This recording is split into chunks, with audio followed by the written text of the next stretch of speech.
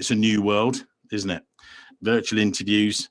But Mike, it's just like having a meeting with someone. That's just what it's like. It's not. You need to be prepared, and it's totally different. In a virtual meeting, when you're meeting your colleagues, if you like, over Zoom and everything else, no one's judging you. But in a virtual interview, you are being judged. And the person on the other side is, well, it's good. They're going to accept or reject you to the next round. It's a little bit like, the talent shows and things like that. Unless you impress them on that, you are out of the running. You're going for a new role, you're out of the running unless you make a positive impression each time. So what do you need to do? It works both ways. You need to think about how you're going to make an impression on them. They will be judging you about, are you going to fit with the company culture? Are you going to fit with them as a team? Pre-do your research. Just like I said for that interview, right back at the beginning, what you need to do is look at their pain points. And that's something you need to present in a virtual interview scenario.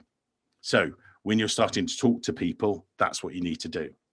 I'm going to give you some practical advice. I had one of my candidates. He was a fantastic candidate, sort of senior manager, corporate finance, great guy, knows his stuff, technically brilliant, and actually very good team manager and everything else. But virtual interviews, terrible, really, really bad. So I went for a rehearsal. And this is one of the things that you guys need to do. You need to film yourselves, and we'll come back to some of the things, how you prepare. But I said to him, sat down with him, I've got to be careful not to say his name because it's confidential, obviously. We did a review before. He was in the final round interviews with the global treasurer and a panel interview with a number of different people over Zoom. And he was sitting there and he was good. He was he looked good on the Zoom and everything else. I was saying, this is good, this is good. I started to ask him some questions and his answers were terrible. He waffled. He didn't get to the point. He had lots of value to add, but he never told me it. And actually, we did the first one. I said, right, can we just stop this? What? I said, right, can you just jot down what are the top 3 things you did when managing your team? And he did that. So he jotted it down. I said, right, transfer that to a Post-it, and I want you to put it on the side of your monitor. I said, okay.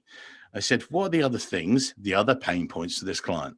And they said, well, working remotely is difficult, but okay, how did you overcome that? Oh, well, what we did was each week we did a remote get together, which was more informal, over a drink and a coffee and stuff like that.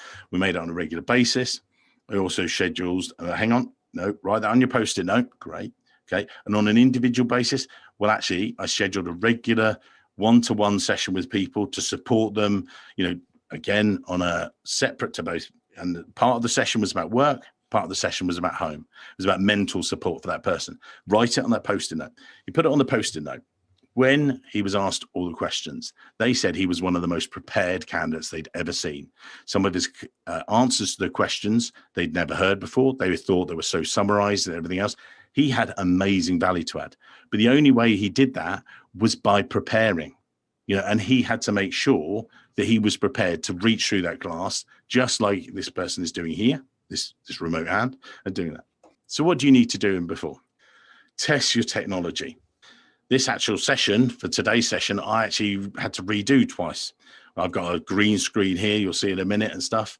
I had to redo my Treasury internet connectivity. I had a problem with the cabling. I had to go and get new cables. It was a disaster. But eventually I got it all done. And then I was able to start the session. You need to make sure you are there and prepared. You need to check that your microphone works. I think the most overused phrase of 2020 is all of you, no, Mike, you're on mute. Luckily, I don't, because I'd already been preparing by doing on the podcast. But a lot of my guests, I was like, no, you're on mute again, and trying to call them and get them going and stuff like that. Make sure you're prepared. This is one of the key things. Distractions. Turn off your phone. Make sure that people can see you. There were some roadworks the other day on one of my sessions. Couldn't believe it. Never had roadworks on our place at all. I was like, oh my God. So what did I do? Luckily had a load of foam around where I do the recordings. I actually was able to put that up and make sure, and also was very direct with my kids and said, look, Daddy is doing this, stay away. And they're like, okay, all right, sorry, Dad. They know when they do the podcast and things, just tell them, make sure that you're prepared for it. And as it says at the top of here, prepare for the interview as you would face to face. Now that is a key one. What you need to do is probably video yourself. Imagine they've asked you a question, because then monitor your body language. You can go on Zoom, or you can get your camera and it does a little mini video recording. Write down the question they might ask you. So the question will be, how have you managed a difficult team member, and what did you do about them?